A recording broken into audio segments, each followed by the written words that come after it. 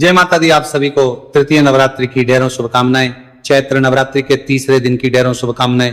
प्रिय दर्शकों, आज के इस वीडियो में हम बात करेंगे कि तीसरे नवरात्रि पर माता के चंद्रघंटा स्वरूप का पूजन कैसे किया जाएगा, पूजा की विधि क्या होनी चाहिए, मंत्र क्या बोलने चाहिए, किस प्रकार से माता को प्रसन्न करना चाहिए, क्या रंग है जो माता को प्रिय है, क्या माता का भोग होना चाहिए। इस प्रकार से जानकारी तीसरे नवरात्रि की पूजा के विषय में आपको प्रदान की जाएगी। साथ ही मां चंद्रघंटा की जो कथा है, तीसरे दिन की जो व्रत कथा है, उसका श्रवण भी आपको इसी वीडियो के माध्यम से कराया जाएगा।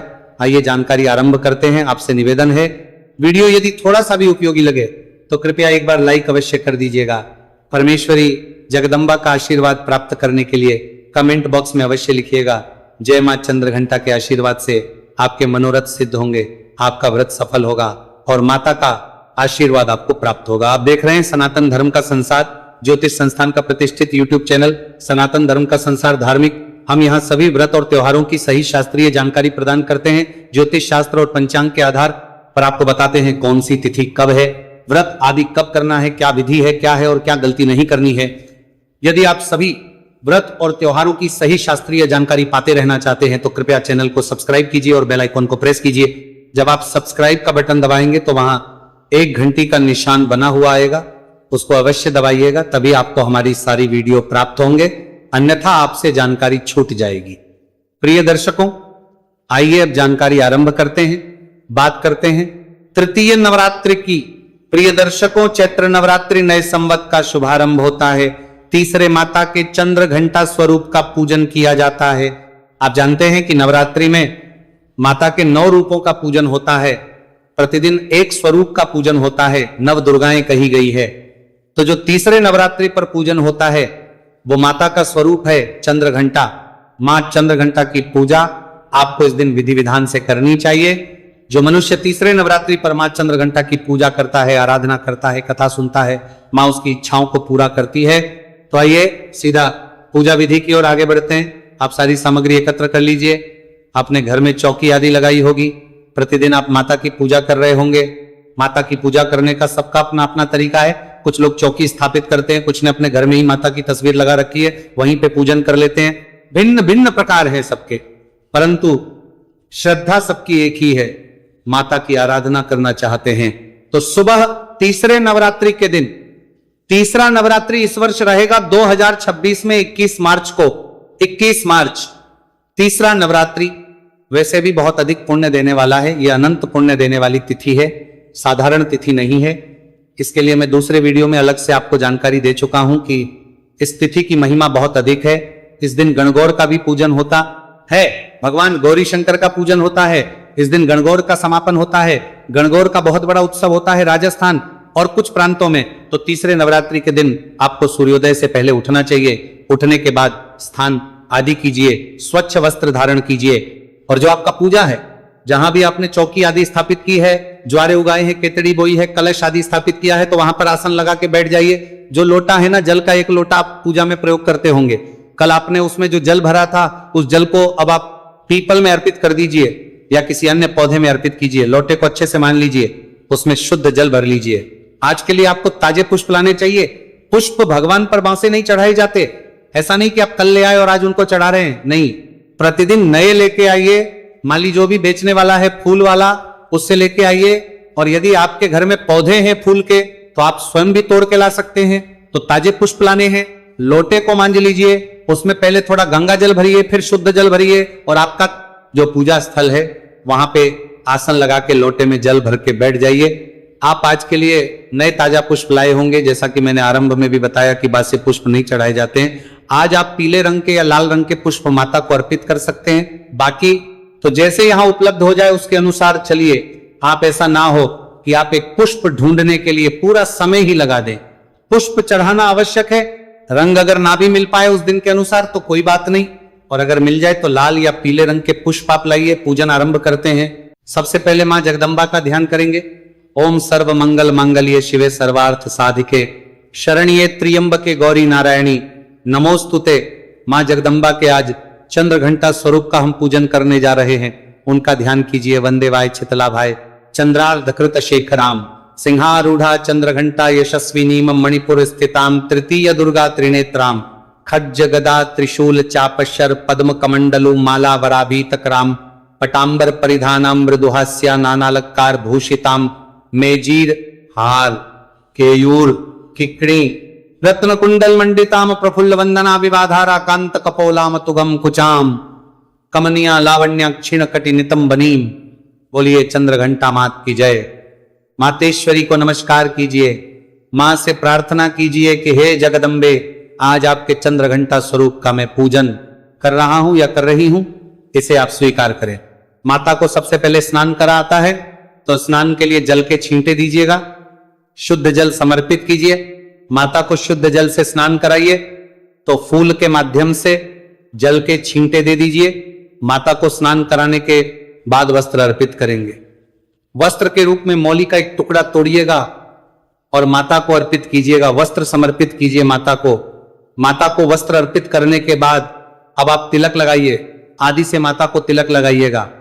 तिलक लगाइए, कंद समर्पित कीजिए, तिलक लगाइए, अक्षत लगाइए।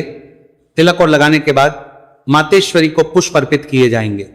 आपके पास लाल या पीले रंग के पुष्प है तो वो चढ़ाइए, अन्यथा जो पुष्प आपके पास उपलब्ध है आप वो चढ़ा सकते हैं। माला है तो माला पहनाएगा, पुष्प समर्पित कीजिए देवी को और माला पहनाइए। अगर माला है तो ध्यान दीजिएगा, धूप और दीप ये आपने आरंभ में ही प्रज्वलित कर लेने हैं, जला लेने हैं। अखंड ज्योत आपने जलाई है तो भी आपको अलग से एक दीपक जलाना है, जिससे आप अंत में माता की आरती भी कर सकते हैं। पुष्प अर्पित करने के बाद अब मातेश्वरी को आप धूप दिखाएंगे, दीप दिखाएंगे। ओम देवी चंद्रघंटाय नमः, धूप दिखाइए। धूप दिखाने के बाद अब दीप दिखाएंगे, धूप दिखाइए, दीप दिखाइए और नैवेद्य अर्पित कीजिए। नैवेद्य के रूप में आप माता को दूध से बनी हुई किसी भी मिठाई का खीर आदि का भोग आज आप माता को लगा सकते हैं। आज के दिन मां चंद्रघंटा को यह भोग बड़ा कल्याणकारी होता है। अगर ना हो तो आप मिश्री अर्पित कीजिएगा, बताशा है तो बताशा अर्पित कर सकते हैं, समर्पित कीजिए देवी को। और इसके बाद आप जलाचमनी कराएंगे तो पुष्प के माध्यम से जल के छींटे दीजिएगा। ओम देवी चंद्रघंटाय नमः, पुष्प से जल छींटे दीजिए आचमनी के रूप में। इस प्रकार आपने मां को आचमनी कराई। अब आप तांबुल अर्पित करेंगे। तांबुल के रूप में एक पान का पत्ता लीजिए, उस पर 2 लौंग, 2 इलायची और 1 सुपारी रखिए, बीड़ा बनाइए, वो माता को अर्पित कीजिए। कोताबुल अर्पित कीजिए। दक्षिणा यदि आप अर्पित करना चाहते हैं तो द्रव्य दक्षिणा चढ़ाइए और हाथ जोड़ के देवेश्वरी को नमस्कार कीजिए। अब माता से प्रार्थना करेंगे। मैं प्रार्थना मंत्र पढ़ता हूं। पिंडज प्रवरारूढ़ा चंडको पास्त्र कैर्युता प्रसादम तनुते मह्यम चंद्रघंटेति विश्रुता। मां की स्तुति करेंगे। या देवी सर्वभूतेषु मां चंद्रघंटा रूपेण संस्थिता। नमस्तस्ये नमस्तस्ये नमस्तस्ये नमो नमः। बोलिए चंद्रघंटा मात की जय। इसके बाद आप देवी के मंत्र का जाप कर सकते हैं। ओम ऐं ह्रीं क्लीं चंद्रघंटाय नमः। अब हम देवी का कवच पाठ करते हैं, इसका श्रवण कीजिए। देवी आपकी रक्षा करेंगी। रहस्यम शृणु वक्ष्यामि शैवेशी कमलान्ने श्री चंद्रघंटास्य कवचम सर्वसिद्धिदायकम न बिना न्यासम बिना विनियोगम बिना शापोद्धा बिना होमम स्नानम शौचादि नास्ति श्रद्धा मात्रेण सिद्धिदामन कुशिष्याम कुटिलाय वेच्चकाय निंदकाय चो न दातव्यम न दातव्यम न दातव्यम कदाचितम। बोलिए जगदम्बा मात की जय। किस प्रकार यह कवच मंत्र पूर्ण होता है। देवी का कवच आपकी रक्षा करे। मां की हमने आराधना की है, पूजा की है। अब माता की संक्षिप्त कथा श्रवण करते हैं। देवी विवाहित स्वरूप को देवी चंद्रघंटा के रूप में जाना जाता है। भगवान शिव से विवाह होने के पश्चात देवी महागौरी ने अपने मस्तक पर अर्धचंद्र धारण करना आरंभ कर दिया, जिसके कारण देवी पार्वती को देवी चंद्रघंटा के नाम से भी जाना जाने लगा। देवी चंद्रघंटा बाघिन की सवारी करती है। वह अपने मस्तक पर अर्धवृत्ताकार चंद्रमा को धारण करती है। उनके मस्तक पर अर्धचंद्र घंटे के समान प्रतीत होता है तथा इसी कारण से देवी माता को चंद्रघंटा के नाम से जाना जाता है। देवी चंद्रघंटा को 10 भुजाओं के साथ दर्शाया गया है। देवी चंद्रघंटा अपने 4 बाएं हाथों में त्रिशूल, गदा, तलवार तथा कमंडल धारण करती है तथा 5वां बायां हाथ वर मुद्रा में वह अपने 4 दाहिने हाथों में कमल पुष्प, तीर धनुष तथा जप माला धारण करती है तथा वे दाहिने हाथ को अभय मुद्रा में रखती है।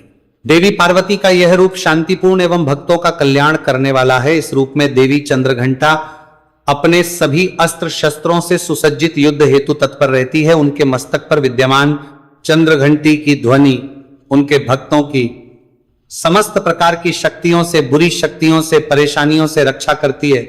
मां चंद्रघंटा अपने भक्तों का कल्याण करने वाली है। नवरात्रि के तीसरे दिन पर जो कोई भक्त मां चंद्रघंटा के स्वरूप की विधि विधान से पूजा करता है, कथा सुनता है, उनकी स्तुति करता है, मां चंद्रघंटा उनके सभी पापों का नाश करती है, उनके सभी संकटों का नाश करती है और उनका कल्याण करती है। बोलिए चंद्रघंटा मात की जय। इसी के साथ ये चंद्रघंटा मात की कथा यहाँ पूर्ण होती है। इस प्रकार से आप चैत्र नवरात्रि के तीसरे दिन अर्थात 21 मार्च को पूजन कीजिए, मां की स्तुति कीजिए, कवच भी श्रवण कीजिए और मंत्र मैंने जो आपको बताया है हो सके तो वह जपिए और दुर्गा सप्तशती का पाठ अवश्य सुनिए। मैं आपके लिए नियमानुसार दुर्गा सप्तशती सुना रहा हूं क्योंकि आप जानते हैं दुर्गा सप्तशती को कील दिया गया। दुर्गा सप्तशती है और श्रापित है। उसका पुण्य और उसका प्रभाव तभी है जब आप उसका निष्कील करके पाठ करें। और निष्कील की एक प्रक्रिया है पूरी, कुछ मंत्र हैं निष्कीलन के, उनको पढ़ने के बाद विधान से जब आप पाठ करते हैं, केवल अध्याय पढ़ लेने से आपको पुण्य फल नहीं मिलता। तो आप प्रतिदिन नियम अनुसार जो हम दुर्गा सप्तशती आपको सुना रहे हैं उसका लाभ लीजिए, क्योंकि हम पहले निष्कीलन करते हैं नियम अनुसार, जो निष्कील का क्रम है, और जिस क्रम में हमें दुर्गा शब्द शक्ति सुननी चाहिए उसी क्रम में फिर हम आपको पाठ सुनाते हैं। इसका लाभ लीजिए, जितना हो सके लोगों के साथ शेयर कीजिए, जिससे कि सभी लोग सही प्रकार से करके इसका लाभ ले पाए। मां जगदंबा सबका कल्याण करे। जय माता दी, जय मां चंद्रघंटा।